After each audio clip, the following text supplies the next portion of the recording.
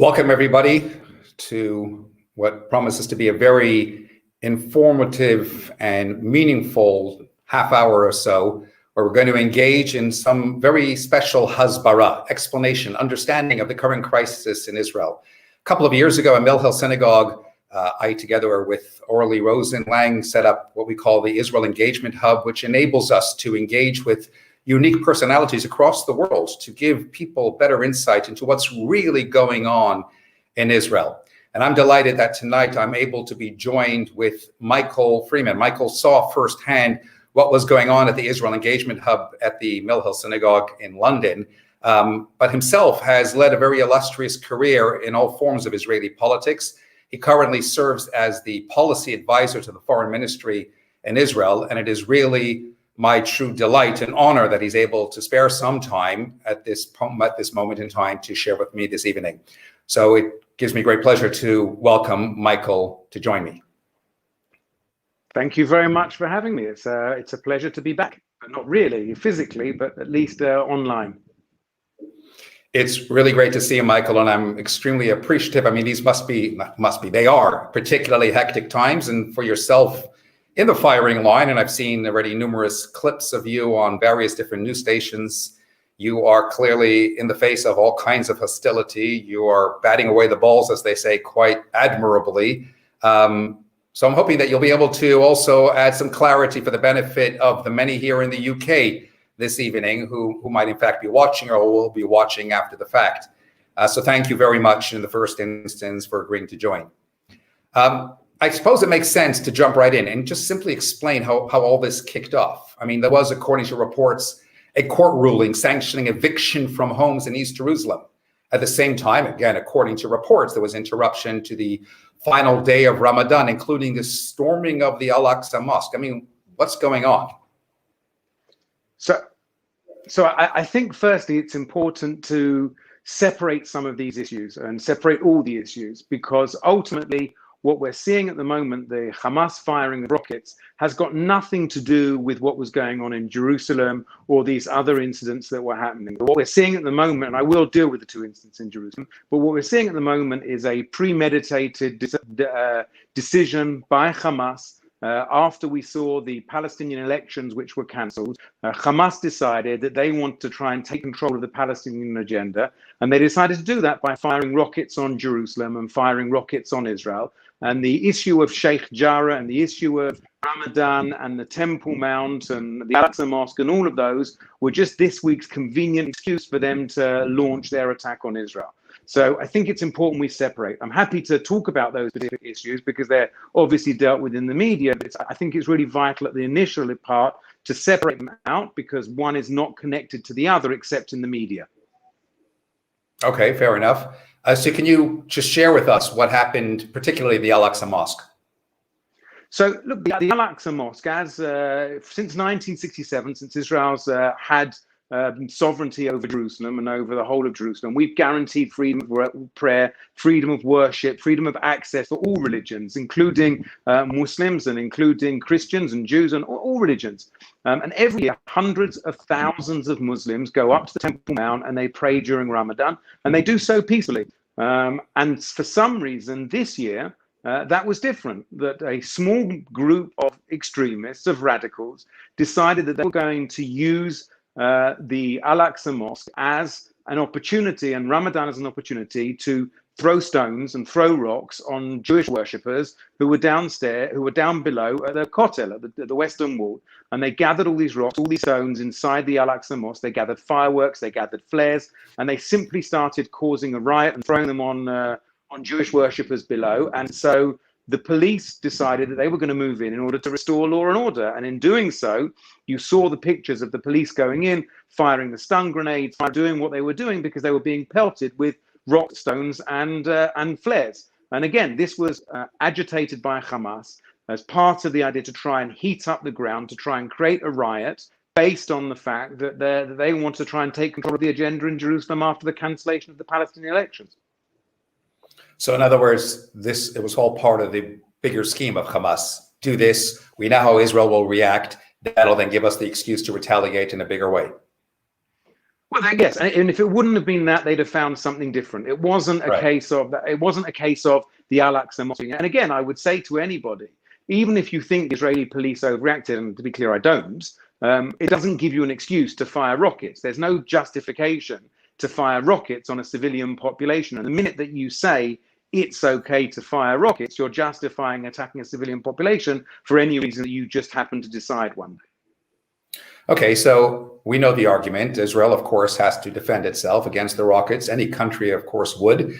But what of the argument that the response is completely disproportionate? Well, I would say that that's obviously, I would say that's absolutely not true. And I would say it for the following reasons. We've now faced, just to give you some numbers, over 4,000 rockets have now been fired into Israel. Israel have carried out approximately 1,000 strikes into Gaza. Each one of those has been carefully coordinated and carefully targeted in order to try and destroy Hamas's network, to stop them being able to fire rockets on Israel again. This is about trying to stop those rockets and to stop Hamas's military network working. Unfortunately, Hamas deliberately hide behind civilians. They deliberately hide their weapons next to schools, next to hospitals, within houses, within buildings that are civilian infrastructure, knowing that no matter how hard we try, and we do everything we can, including calling people in advance of their strike, including calling off, numerous strikes have been called off because of civilians in the area. They know that it's inevitable that unfortunately civilians will be there if you surround yourself with civilians. You know, we say Israel uses our weapons to protect our civilians. Hamas use civilians to protect their weapons. Right. You know, it's interesting. In America, there's something called the felony murder rule, which means if you shoot at a policeman who responds and inadvertently hits somebody else and kills them, then you, who created the dangerous scenario, are actually the one ultimately responsible. I guess how much more so when you choose to use them as human shields in the first instance. But then I guess it begs the question, is the media really so oblivious to this? Does the world really not know? It's quite blatant, is it not? Well, look, no matter how much we may be right, ultimately there are innocents dying, and there are innocents dying on both sides. You know, but ultimately when you see children dying, you don't go into details to know, look, by the way, 20 to 25% of all the rockets that Hamas have fired, we know over 800 rockets that Hamas have fired have landed in the Gaza Strip. And we know that they've killed women and children, and they've killed innocents from the Hamas rockets. But when you're in the Gaza Strip and you're seeing pictures of bodies of children, and you're seeing that dynamic taking place, then it's very difficult to see the bigger picture, because ultimately, before I'm an Israeli, before I'm a Jew, before I'm a Palestinian, we're all human beings. And human beings seeing other human beings die is a very emotive and difficult dynamic, which often takes away from the bigger picture of the understanding. And yet the uprising, literally, like flash paper, like literally all around the world, many people really that naive, that misinformed, university campuses, as you know all too well, have become hostile environments. Jews don't feel safe walking the streets, whether in LA or in London, having in fact been attacked. To me, it only proves that so-called anti-Zionism and anti-Semitism are really one and the same. What's your view on that? Well, I do strongly believe that anti-Zionism and anti-Semitism are one and the same. If you believe that every nation, every people in the right have the right to self-determination, except for the Jews, then that's a clear statement of how you feel about Jews. If every other nation and people can have the right, why can't the Jews have the right to self-determination as well? So if you're fundamentally against our right, then there's a double standard there, and a double standard against Jews has a name. But I would also say, I think if I was at this moment a Syrian Muslim, or if I was an Afghani Muslim, I think I would be particularly upset and start asking myself the question, does my life matter less than everybody else? Because we've seen tens of thousands of Syrian Muslims butchered over the years. We've seen thousands of Afghani Muslims butchered, and yet there's no one marching down the streets across the world. There's not hundreds of thousands of people in London or thousands of people anywhere else in the world marching around saying we need to deal with this. But for some reason, when it's Israel who responds to thousands of rockets, they're out on the streets. And it always makes me wonder why. Fair point. But here's a bit more of a contentious question. Doesn't Israel, for the first time, possibly have an altogether different problem right now? arguably unprecedented because there's clearly some uprising within Israel itself, chaos on its own streets. Surely that must be deeply troubling. Look, that's incredibly troubling. And ultimately, we know that Hamas is starting to stir some of that up. But seeing Israeli Jews and seeing Israeli Arabs fighting and on streets is deeply troubling. And it's something that has been condemned across the board within Israeli politics, from the left to the right, from the Arab parties to the Jewish parties. And thankfully, over the last couple of days, we've seen that start to come under control. But it's certainly deeply worrying. And it's something that when this conflict is over and when there's a ceasefire, it's something that as Israeli society, we're going to need to deal with. We're going to need to look at, see what some of those causes are and start to tackle them in a serious way.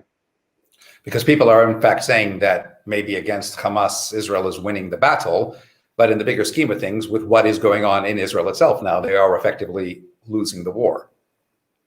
Well, I think that it's brought forward some issues, but again, we need to remember this is a minority. This is a tiny, tiny minority of people who are engaged in this violence. And we're also seeing the other side of Israel. We're seeing some amazing unity programs. We're seeing people working together. We're seeing, very, very different side of Israel. I mean, after the tragedy at Meron, which, we've forgotten was only a couple of weeks ago, but we saw Israeli society coming together in a way that is the polar opposite of what we've seen during the last couple of days inside. One example that those people who were returning from Meron after the tragedy, after the disaster, the Arab villages in the north, they opened their gates to them. They opened their homes, even though it was Ramadan and they were fasting. They provided food and they provided water to all of those people who were returning. And we saw these amazing scenes of solidarity. We saw people going to visit them, Muslims and Jews and Christians, all visiting the Shiva calls to people who died. And I think that is a much greater and truer reflection of Israeli society than the crazy minority who've been doing what they're doing. Okay. Now, as someone working high up in the Foreign Office in Israel, would you agree that what happens in Israel spills over into the diaspora? Or to put the question differently, I mean, to what extent, if any, does Israel concern itself with that? They know that when something happens there, Jews are going to get beaten up somewhere else. Is it a case of that's not our problem, your government should protect you against that? Or does that tend to get taken into consideration? Look, our priority, obviously, is to stop rockets falling on Israeli towns and Israeli cities so that people can go to bed at night and they can be safe and they don't have to run every couple of hours to a bomb shelter. My wife's father, my father-in-law, 84 years old in Ashkelon, he, for the last 10 days, pretty much hasn't come out of his bomb shelter because of the number of rockets.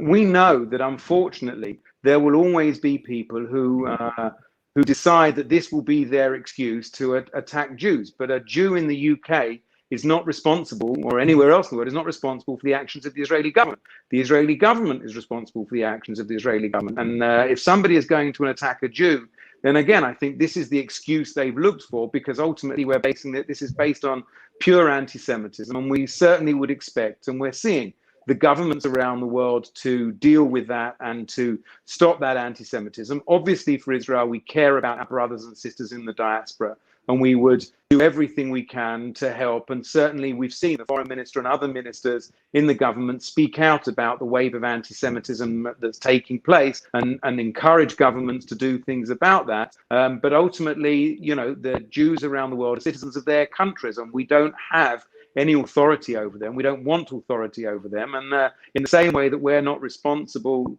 for them, they're not responsible for our actions either. Fair enough.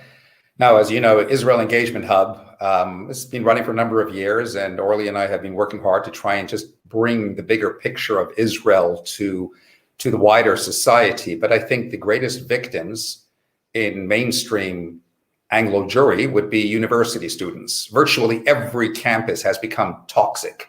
And in fact, many a professor has joined the bandwagon. Jewish students feel unsafe, and that's putting it mildly. I know you did a lot of work with campuses when you were here in the UK. What would your advice be to university students, your top tips for them? So I think my advice to university students would be, firstly, to understand the situation that's going on in Israel. The more you understand, I think the more you feel confident. I think that you also need to try and decide what your message is, what you feel confident with. No one wants a university student on campus to be a spokesperson for the Israeli government. That's not their role. That's not what we want from them. We want them to be proud Jews. We want them to be proud Zionists. We want them to be proud of their connections. And I think that as Jews on campus, they should work together. As Zionists, they should work together. There are plenty of people, I think the majority of students on campus, who are very much understand the Israeli situation. They understand the dynamic. And I think that if students explain what's going on in a simple way they possibly can, then I think that helps them. But I think they would also need to work with you, Jess. They need to work with the various different campus organizations, pro-Israel organizations that are out there, that the schools can give them backing. And they should work with them to feel secure on campus. Nobody should feel on a campus in the UK ashamed or upset of their identity, of who they are. And I think that engaging students on a one-on-one level and talking to their friends, I think they'd be surprised at how open people are to listening, because ultimately Hamas are a radical Islamist terror organization. And I know that in Britain, people understand what a radical Islamist terror organization is, because Britain's faced radical Islamist terror organizations. And when people explain that on a simple level, I think that people understand it and it helps them.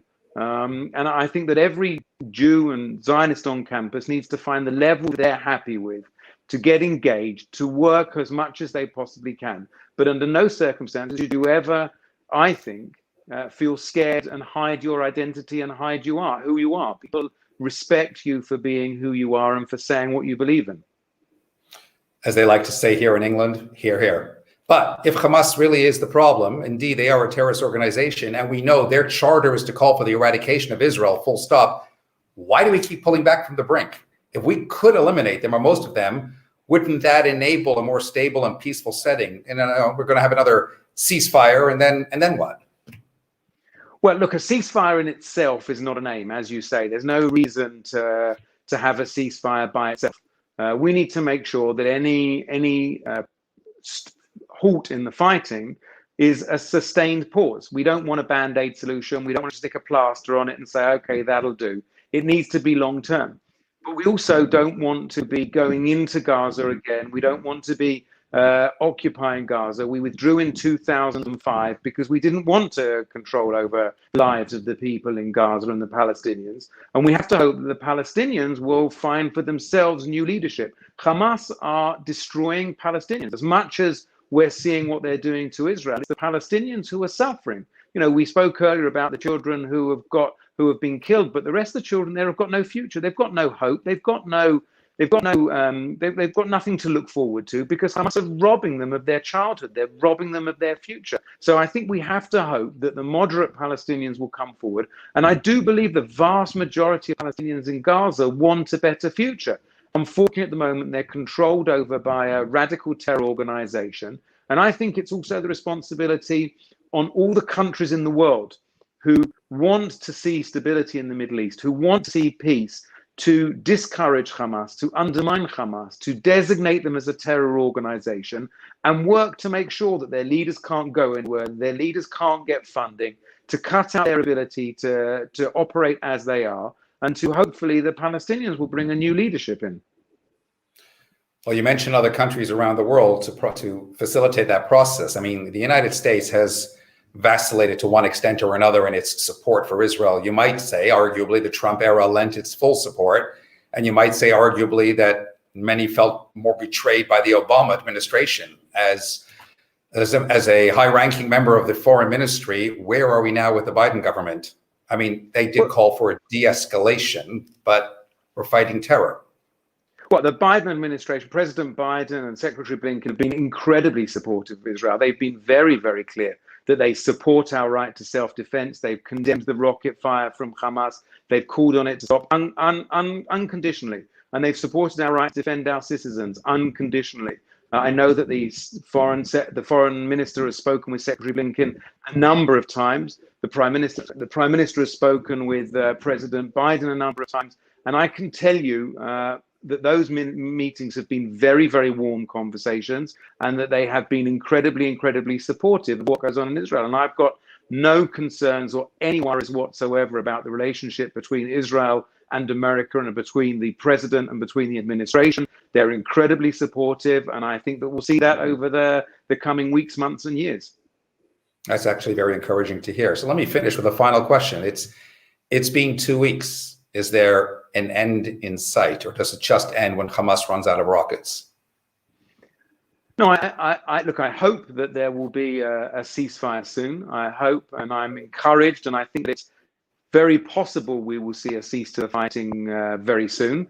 We've certainly degraded Hamas's capabilities in a very, very significant way. We've destroyed huge numbers of their rockets. We've destroyed huge numbers, and more significantly, their factories to produce those rockets. We've done significant damage to that. We've destroyed a lot of their command and control centers. We've destroyed a lot of their tunnel network. The tunnel network runs under Gaza. We've done a lot of damage to that. We have eliminated a number of their leadership and a number of their soldiers, and they've really been degraded in a very significant extent. So I am hopeful. I think that one of the other questions that the world needs to be asking and looking at all the time is, you know, all of these things that I've spoken about, their command and control centers, their rockets, their underground tunnels, all of that cost hundreds of millions, if not billions of dollars to build. And they have received billions of dollars of aid. And the question is, and I think the question that the world needs to ask is, why are Hamas spending their money on rockets and on tunnels and on armory, rather than spending it on schools, on hospitals, on COVID vaccinations, on the future of their population? And the sad thing is that we're seeing Hamas destroying the future of the Palestinian people, because for them, the hate of Israel and the hate of Jews all around the world trumps everything and is more important. So on the one side of things, we've degraded. The ideology is still there. And I am hopeful that any ceasefire, which I believe will come soon, will give us a sustained period of calm. And then we need to work with international partners to make sure that we don't have another flare-up, hopefully ever, and that we start to work with the Gaza on a better future for the Palestinians there. Michael, it's always fascinating to listen to you. We can go on for hours, but I am especially grateful. I know life is hectic at the moment, that you've taken out the time from family and politics to be able to share with us. I am truly grateful, and thank you. Stay safe, and here's hoping, please God, for peace soon enough. Thank you very much indeed for having me, and I hope that I managed to give a different perspective. Most definitely so, and I appreciate it. Thank you. Thank you.